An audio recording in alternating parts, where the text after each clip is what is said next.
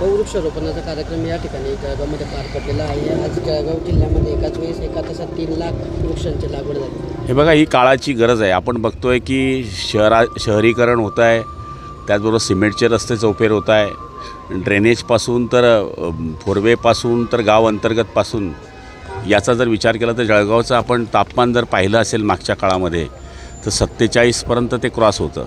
त्याच्यामुळे पर्यावरणाचा ऱ्हास होण्याकरता जे वातावरण होतं ते तयार झालेलं आहे, ते जर कमी करायचं असेल तर वृक्षारोपणशिवाय आपल्याला दुसरा कुठला पर्याय नाही। त्याच्यामुळे जळगाव जिल्ह्यामध्ये हा उपक्रम 3 लाख झाडं लावण्याचा आजचा उपक्रम आम्ही हाती घेतलेला आहे।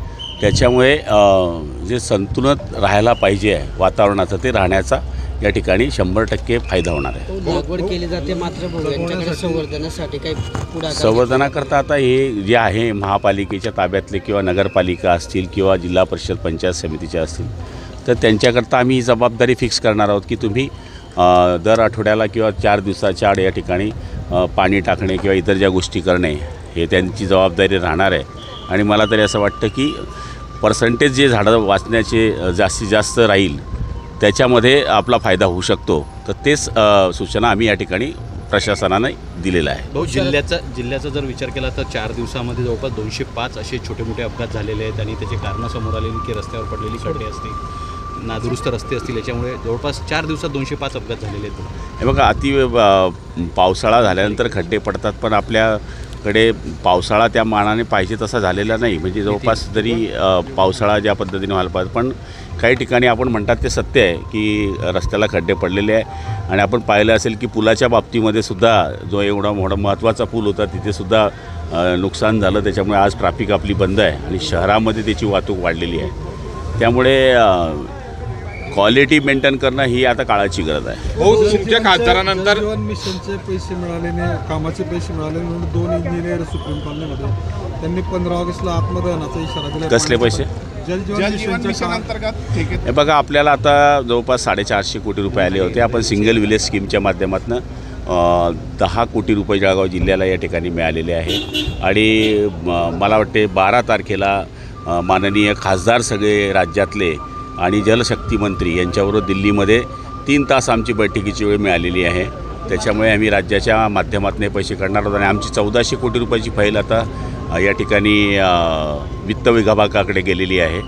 त्यामुळे जितके लवकर पैसे येतील, साहजिक आहे पैसे द्यायला उशीर झालेला हे नम्रपणे मी स्वीकारतो, पण पैसे आणण्याकरता मी प्रयत्न करतो। तुमच्या खासदारानंतर जर बघतोय शरद पवारांचे खासदार भेटलेले आहे, शरद पवार भेटणारे आज भेटणारे आता वेळ दिलेली आहे। काही 2 खासदारांचं काम होतं तर वेळ दिलेली आहे। खासदारांनी मंत्र्यांना भेटणं, खासदारांनी PM ला भेटणं हे तर कामच आहे ना आपलं। शेवटी मतदारसंघाची कामं, राज्याची कामं हे सांगणं आपलं काम आहे। एक पक्षाचे जे खासदार आहे ते भेटायला जात आहेत, पहिले शिवसेना विलिनीकरणच्या विषयावर चर्चा असल्याची चर्चा। मग तो त्यांचा व्यक्तिगत प्रश्न आहे, कोणी कोणामध्ये विलीन व्हावं ते त्यांचा व्यक्तिगत विषय आहे। पण लोकप्रतिनिधी तो अनडिपेंडंट जरी असला तरी तो त्याच्या मतदारसंघाचे प्रश्न PM किंवा राज्याचा प्रतिनिधी असला तर CM पर्यंत मांडणं हे त्याचं काम आहे। दंगेकर आणि शहाजी बापूंनी वक्तव्य केलं आहे की मागच्या काळात जी सत्ता आली राज्यामध्ये ती एकनाथ शिंदेमुळे झाली असं।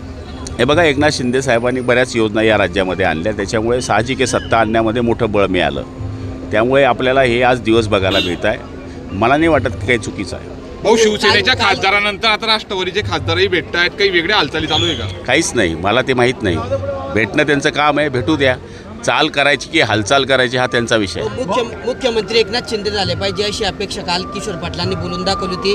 शरद जे धोंडगे आहेत त्यांनी म्हटलं होतं की बळीराजासाठी काम करणारा एकमेव नेता म्हणजे धाडसी निर्णय घेणारा नेता म्हणजे एकनाथ शिंदे आहेत आणि त्यांची सुद्धा अपेक्षा आहेत की मुख्यमंत्री एकनाथ शिंदे। प्रत्येक पक्षाच्या कार्यकर्त्याला, आमदाराला हे वाटतं की आपला नेता मुख्यमंत्री व्हावा, हे कोणाचं दुमत असू शकत नाही।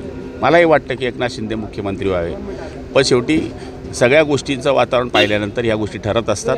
त्यामुळे मला तरी असं वाटतं पुढच्या काळामध्ये आम्ही आशावादी आहोत।